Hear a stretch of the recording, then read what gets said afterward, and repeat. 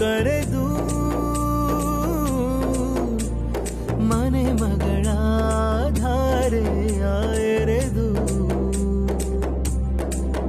ಹಸೆ ಮಣೆ ಮೇಲೆ ಹೊಸ ಜೋಡಿಯ ಕೂರಿಸಿ ಹೊಸ ಸಂಬಂಧದ ಸೂತ್ರವ ಸೇರಿಸಿ ಅಕ್ಷತೆಯ ಮಳೆಯಲಿ ತಾಳಿ ಕಟ್ಟೋ ವೇಳೆಯಲ್ಲಿ ಹೆತ್ತವರೆದೆಯಲ್ಲಿ ಮೊಳಗುವ ತಾಳವೇ ಗಟ್ಟಿ ಮೇಳ ಗಟ್ಟಿ ಮೇಳ ಗಟ್ಟಿ ಮೇಳ ಗಟ್ಟಿ ಮೇಳ ಗಟ್ಟಿ ಮೇಳ ಗಟ್ಟಿ ಮೇಳ ಗಟ್ಟಿ ಮೇಳ ಗಟ್ಟಿ ಮೇಳ.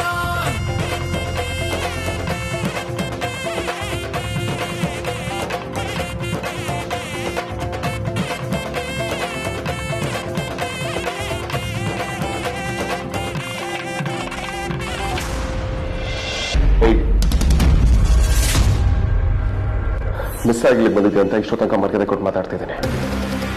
ಯಾರು ಸೈನ್ ಮಾಡಿಕೊಟ್ಟಿರೋದು? ಏನ್ ಮಾತಾಡ್ತೀಯ? ನಾನ್ಸೆನ್ಸ್. ಒಂದ್ ನಿಮಿಷ ವೇದಾಂತ್, ಒಂದ್ ನಿಮಿಷ ನೀವೇ ಚೆಕ್ ಮಾಡಿ.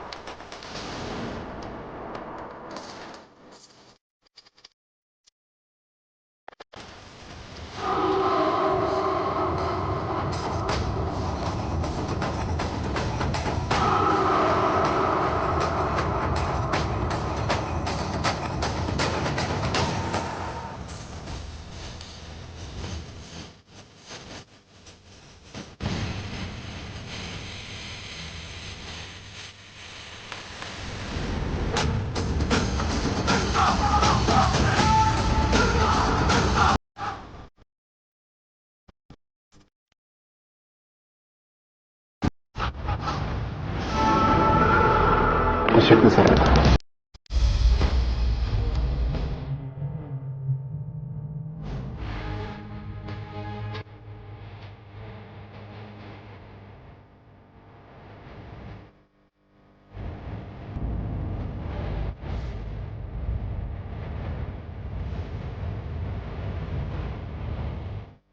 ಈಗ ಅರ್ಥ ಆಯ್ತು ಅಲ್ವಾ? ತುಂಬಾ ಕಷ್ಟಪಟ್ಟು ಕಟ್ಟಿರೋ ಕಂಪನಿ. ಹಾಗಾಗಿ ಇವತ್ತೊಂದಿನ ನೀವು ನಿಮ್ ಸಿಟಲ್ಲಿ ಎಂಜಾಯ್ ಮಾಡಿ. ನಾಳೆ ನಾವು ಬರ್ತೀವಿ.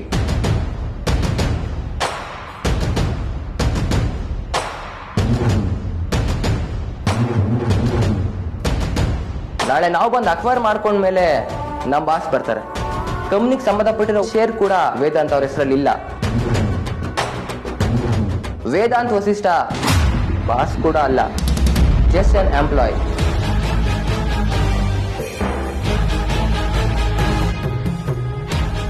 ಯಾಕಂದ್ರೆ ನಾಳೆಯಿಂದ ಕಂಪ್ನಿ ನಮ್ದು.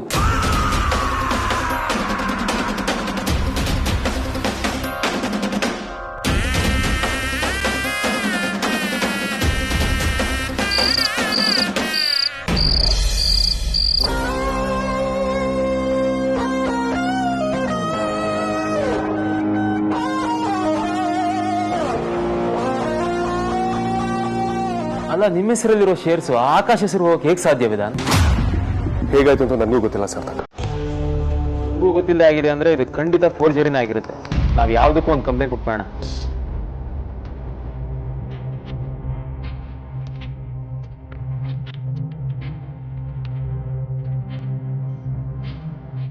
ಯಾಕೆ ವೇದಾಂತ್? ಅವ್ನು ಇಷ್ಟೋ ಮುಂದುವರೆದೇನೆ ಅಂದ್ರೆ ನಾವು ಸುಮ್ಮನಿರಬಾರ್ದು. ಅವನ ಕೇಸ್ ಹಾಕಿದ್ರೇನೆ ಅವನ ಬುದ್ಧಿ ಬರೋದು. ಸೂ ಮಾಡೋದ್ರಿಂದ ಏನು ಉಪಯೋಗ ಇಲ್ಲ ಸರ್. ಯಾಕೆ ಯೂಸ್ ಆಗಲ್ಲ ವೇದಾಂತ್? ಫೋರ್ಜರಿ ಮಾಡೋದು ಅಫೆನ್ಸ್ ಅಲ್ವಾ? ಆಕಾಶ್ ಫ್ರಾಡ್ ಮಾಡಿರೋದು ನಿಜ. ಆದ್ರೆ ಇರೋ ಸಿಗ್ನೇಚರ್ ಸೆಂಟ್ ಪರ್ಸನ್ ಅಂದ್ರೆ ಏನೋ ಗಿಮಿಕ್ಸ್ಗಳನ್ನ ಉಪಯೋಗಿಸಿ ನಾನು ಒರಿಜಿನಲ್ ಸಿಗ್ನೇಚರ್ನ ಪಡ್ಕೊಂಡಿದ್ದಾನೆ. ಏನ್ ಹೇಳ್ತಿದ್ದೀರಾ ವೇದಾಂತ್ ನೀವು? ನಿಮ್ಗೆ ಗೊತ್ತಿಲ್ಲದೆ ನೀವೇ ಸೈನ್ ಮಾಡೋದಕ್ಕೆ ಹೇಗೆ ಸಾಧ್ಯ? ಹೇಗೆ ಅಂತ ನನಗೂ ಕರೆಕ್ಟಾಗಿ ಗೊತ್ತಾಗ್ತಿಲ್ಲ.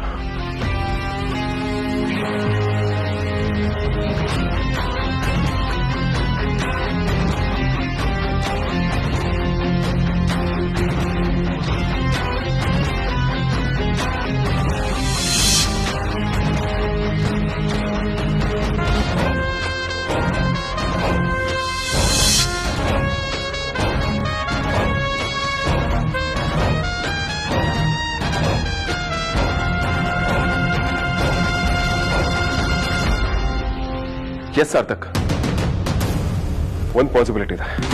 ಏನು? ಅದು ಡೌಟ್ ಅಷ್ಟೇ Sarthak. I am not sure. But ಒಂದ್ ವೇಳೆ ಅದೇ ನಿಜ ಆದ್ರೆ ಇನ್ನು ಮುಂದೆ ನಾನು ಯಾರನ್ನೂ ನಂಬೋದಿಕ್ಕಾಗಲ್ಲ. ನಾನು ಅನ್ಕೊಂಡಿರೋದು ನಿಜ ಆಗದೆ ಇರಲಿ ಅಷ್ಟೇ.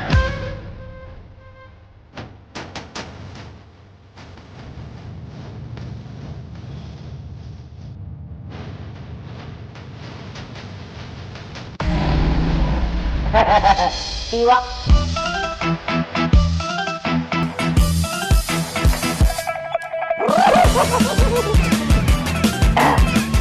ಏನೇ ಹೇಳಿ ಹೊಸ ಕೇಡಿ ಬಾಸ್ ಅಲ್ಲ ಹೊಸ ಹೀರೋ ಬಾಸ್.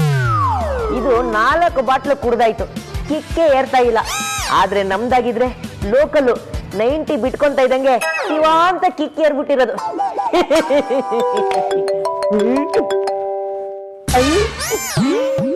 ಹಳೆ ಎಕ್ಸ್ಪೈರ್ಡ್ ಬಾಸು ಕಾಲ್ ಮಾಡ್ತಾ ಇದಾರೆ. ಬೆಳಗ್ಗೆ ನಾನು ಸೈನ್ ಹಾಕ್ಸ್ಕೊಂಡಿದ್ದು ಗೊತ್ತಾಗ್ಬಿಟ್ಟಿದೆ ಅನ್ಸುತ್ತೆ. ನನ್ನ ತೀಟಿ ಮಾಡಕ್ಕೆ ಕಾಲ್ ಮಾಡ್ತಾ ಇರ್ಬೇಕು.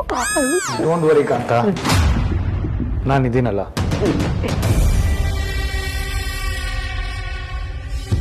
ಡ್ಯಾಮ್ ಇಟ್, ಫೋನ್ ಪಿಕ್ ಮಾಡೋದಕ್ಕೆ ಏನ್ ರೋಗ ಆಗಿರೋ? ಓ, ಲೇಟ್ ಬೇರೆ ಆಗಿದೆ. ಇಟ್ಸ್ ಓಕೆ, ಬೆಳಗ್ಗೆ ಮಾತಾಡ್ತೀನಿ. ನಮ್ ಬಾಸು ನನ್ನ ತುಂಬಾ ನಂಬಿದ್ದಾರೆ. ಹೊಸ ಹೀರೋ ಬಾಸ್. ನಂಬಿಕೆ ಗಳಿಸ್ಕೊಂಡವ್ರೆ ಮೋಸ ಮಾಡಕ್ಕಾಗೋದು. ನಮ್ದೇ ಇದ್ದವ್ರು ಮಾಡೋ ಮೋಸನ ಮೋಸ ಅಂತಾನೆ ಹೇಳಲ್ಲ. ಪರವಾಗಿಲ್ಲ ಕಾಂತ, ಎಣ್ಣೆ ಒಳಗೋದ್ಮೇಲೆ ನಿಮ್ ಬಾಯಲ್ಲೂ ವೇದಾಂತ ಎಲ್ಲ ಬರುತ್ತೆ. ಈಗ ನನ್ನ ತಲೆಯಲ್ಲೂ ಎಕ್ಸ್ಪೈರ್ಡ್ ಬಡ ಬಾಸ್ ವೇದಾಂತೆ ಬರ್ತಾ ಇರೋದು. ಹೊಸ ಹೀರೋ ಬಾಸ್ ಯಾರನ್ನು ಯಾವ್ದನ್ನು ತಲೆ ತನಕ ಬಿಟ್ಕೋಬಾರ್ದು. ಜಸ್ಟ್ ಚೆಲ್. ಚಿಯರ್ಸ್. ನೀವ್ ಹೇಳ್ದಂಗೆ ಆಗ್ಲಿ. ಹೊಸ ಕೇಡಿ ಬಾಸ್ ಅಲ್ಲ, ಹೊಸ ಹೀರೋ ಬಾಸ್. ನೀವೊಂಥರ ನನಗೆ ಇಂಗ್ಲಿಷ್ ವರ್ಷನ್ ರಣಧೀರ ಇದ್ದಂಗೆ. ಅರ್ಥ ಆಗ್ಲಿಲ್ಲ. ಈ ಬಾಟ್ಲಿ ಖಾಲಿ ಮಾಡಿದ್ಮೇಲೆ ಹೇಳ್ತೀನಿ.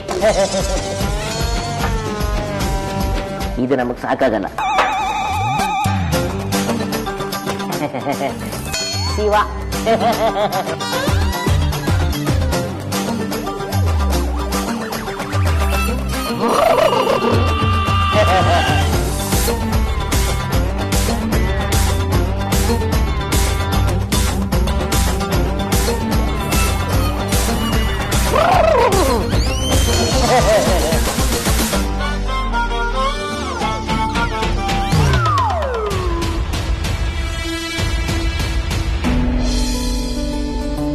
ಯಾಕೆ ಅಮೂಲ್ಯ ಎಷ್ಟೊಂದು ಕಾಡ್ತಿದ್ದಾಳೆ?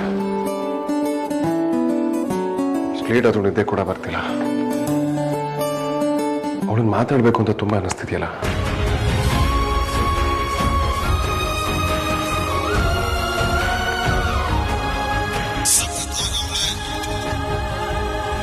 ಸುಳ್ಳೆ ಪುಳ್ಳೆ ಇಷ್ಟೊತ್ತಲ್ಲಿ ಯಾಕೆ ಕಾಲ್ ಮಾಡಿದ್ಯಾ? ಹಲೋ, ನಾನೀಗ ನಿನ್ ಬಾಸ್ ಅಲ್ಲ, ನಿನ್ ಹುಡುಗ. ಹೊತ್ತಲ್ಲಿ ಬಾಸ್ ಕಾಲ್ ಮಾಡಿದ್ದಾರೆ ಅನ್ನೋ ತರ ಆಡ್ತಿಲ್ಲ. ಆಯ್ತು, ಇಷ್ಟೊತ್ತಲ್ಲಿ ನೀನ್ ನಾರ್ಮಲ್ ಆಗಿ ಕಾಲ್ ಮಾಡಲ್ವಲ್ಲ, ಅದಕ್ಕೆ ಕೇಳ್ದೆ. ನಾನು ನಾರ್ಮಲ್ ಆಗಿ ಇರ್ಬೇಕು ಅಂದ್ರೂ ನೀನು ನಾನು ಬಿಡಲ್ಲ. ಹಲೋ, ನಾನೇನಪ್ಪ ಮಾಡ್ದೆ? ಇನ್ನೇನು ಲವ್ ಮಾಡ್ತಿದ್ಯಲ್ಲ? ಎಷ್ಟು ಗಂಟೆ ಕೊಡ್ತೀಯ ಗೊತ್ತಾ ನೀನು? ಇದಕ್ಕಿದ ಹಾಗೆ ನೀನು ನೋಡ್ಬೇಕು ಅನ್ಸುತ್ತೆ. ಲವ್ ಆರೋಗ್ಯಕ್ಕೆ ತುಂಬಾ ಹಾರ್ಮ್ಫುಲ್ ಅಂತ ಯಾರೋ ಡೈಲಾಗ್ ಹೇಳಿದ್ದನ್ನ ಕೇಳಿಸ್ಕೊಂಡಿದ್ದೆ. ಆದ್ರೆ ಈಗ ಅದು ನಿಜ ಅಂತ ಅನಿಸ್ತದೆ. ನಾನೀಗ ನೀನು ನೋಡ್ಬೇಕು. ತಮ್ಗೇನಾದ್ರೂ ಒಂದ್ಸತ್ ಲೂಸ್ ಆಗಿದ್ಯಾ? ಈಗ ನೋಡ್ಬೇಕು ಅನ್ಸಿದ್ರೆ ನಾನ್ ರಾಣಿ ತಗೊಂಡ್ ಬರೋದಕ್ಕಾಗತ್ತಾ? ನಿನಗಾಗ್ಲಿಲ್ಲ ಅಂದ್ರೆ ನಾನೇ ಕಾರ್ ತಗೊಂಡ್ ಬರ್ತೇನೆ. ಅಪ್ಪ ಪುಣ್ಯಾತ್ಮ, ಅಂತ ಸಾಹಸ ಎಲ್ಲ ಮಾಡೋದಕ್ಕೆ ಹೋಗ್ಬೇಡ. ನಮ್ದು ರೆಸ್ಪೆಕ್ಟೆಡ್ ಫ್ಯಾಮಿಲಿ, ಗೊತ್ತು ತಾನೆ? ಆಹಾ, ಅಸಂಬದ್ಧವಾಗಿ ಮಾತಾಡೋ ಯೂನಿವರ್ಸಿಟಿನೇ ಹುಟ್ಟಾಕ್ಬೋದು. ನಾನು ನಿನ್ನ ನೋಡ್ಬೇಕಷ್ಟೇ. ಟೈಮ್ ಎಷ್ಟು ಅಂತ ನೋಡ್ತೀಯಾ? ನಮ್ ಪ್ರೀತಿ ಟೈಮ್ ನೋಡ್ಕೊಂಡು ಶುರುವಾಯ್ತಾ ಬಜಾರಿ? ಶುರುವಾಗೋಕೆ ಟೈಮ್ ಬೇಕಿಲ್ಲ ಅಂದ್ಮೇಲೆ ಅದು ನಡೀತಿರುವಾಗ ಟೈಮ್ ಆಗ್ಬೇಕು.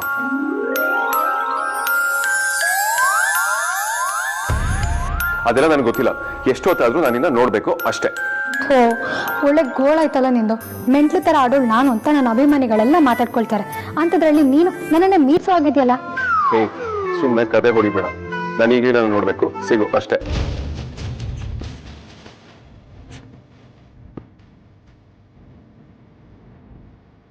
ಇದೇ ಕೊನೆ.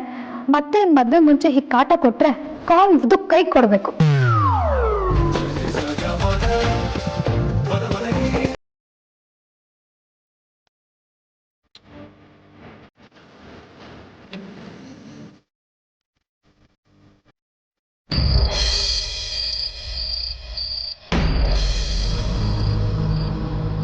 ಹಾಯ್ ಅಣ್ಣ.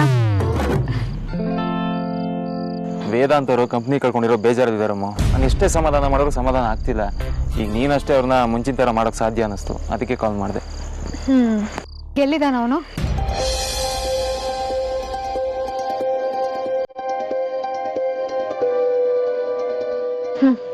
ಬಂದೇ ಇರು.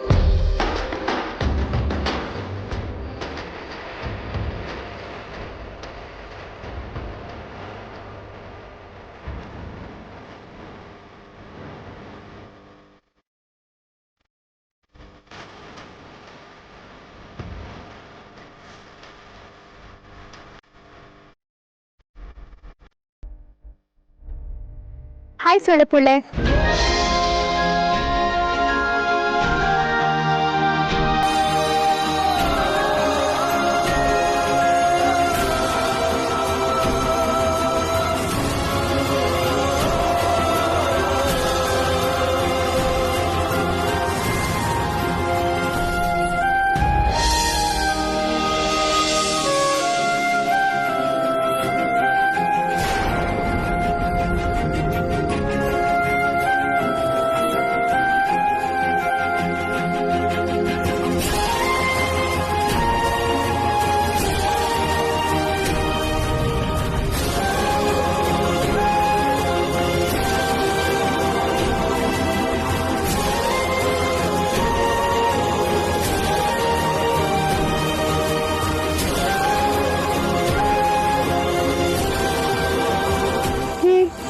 ಏನಾಯ್ತು ನಿಂಗೆ? ಯಾಕೆ ಒಳ್ಳೆ ಜಾತ್ರೆಯಲ್ಲಿ ತಾಯಿನ ಕಳ್ಕೊಂಡಿರೋ ಮಗು ತರ ಮುಖ ಮಾಡ್ಕೊಂಡಿದ್ಯಾ? ನನಗೇನು ಅರ್ಥ ಆಗ್ತಿಲ್ಲ ಮೂಲ್ಯ. ನಾನು ಯಾಕೋ ನಿನ್ಗೆ ಅನ್ಯಾಯ ಮಾಡ್ತೀನೇನೋ ಅಂತ ಗಿಲ್ಟ್ ಕಾಣ್ತದೆ. ಹಲೋ, ಇದು ನೀನೇನಾ? ನನ್ ವೇದಾಂತ್ ನೀನೇನಾ? ನೀನ್ ಹೇಗಿದ್ದೆ ಅಂತ ನಿನಗೆ ಮರ್ತೋಗಿದೆ ಅನ್ಸುತ್ತೆ. ಗಾಳಿ ಹೋಗಿರೋ ಬಲೂನ್ ತರ ಆಗಿದ್ಯಾ ನೀನು. ನಿಂಗೆ ಗಿಲ್ಟು, ಬೇಜಾರು, ಅಪ್ಸೆಟ್ ಮೂಡೆಲ್ಲ ಸೂಟೇ ಆಗಲ್ಲ. ನೀನು ನೀನಾಗಿರ್ಬೇಕು. ನಾನು ಅದನ್ನ ತಾನೇ ಆಸೆ ಪಡೋದು. ಅಥವಾ ನಾನು ಆ ವೇದಾಂತ ತಾನೇ ಇಷ್ಟಪಟ್ಟಿದ್ದು. ಹೇಗೆ ಯೋಚನೆ ಮಾಡಿದ್ರು ಹಳೆ ವೇದಾಂತ ಇಲ್ಲ ಬಜಾರ್. ನಂದು ಅಂತ ಯಾವ್ದ್ಯಾವ್ದಿತ್ತು, ಇನ್ನು ಮುಂದೆ ಯಾವುದು ನಂದಲ್ಲ ಅನ್ಸಕ್ ಶುರುವಾಗಿದೆ. ನಾನು ನನ್ನ ಸ್ಟೇಟಸ್ನ ಕಳ್ಕೊಳ್ತಾ ಇದ್ದೀನಿ. ಯಾರೋ ಮಾಡಿದ ಮಿಸ್ಟೇಕಿಂದ ನನ್ನ ಸ್ಟೇಕ್ಸ್ನ ಕಳ್ಕೊಳ್ತಾ ಇದ್ದೀನಿ. ವೇದಾಂತ್ ವೆಂಚರ್ಸ್ನ ಬಿಲ್ಡ್ ಮಾಡೋದಕ್ಕೆ ನಾನು ಬಹಳ ಕಷ್ಟಪಟ್ಟೆ. ಅದು ನನ್ನ ಕನಸು. ಈಗ ಯಾಕೋ ಮತ್ತೆ ಕನಸಾಗಿ ಉಳಿಯೋ ಥರ ಕಾಣ್ತಿದೆ.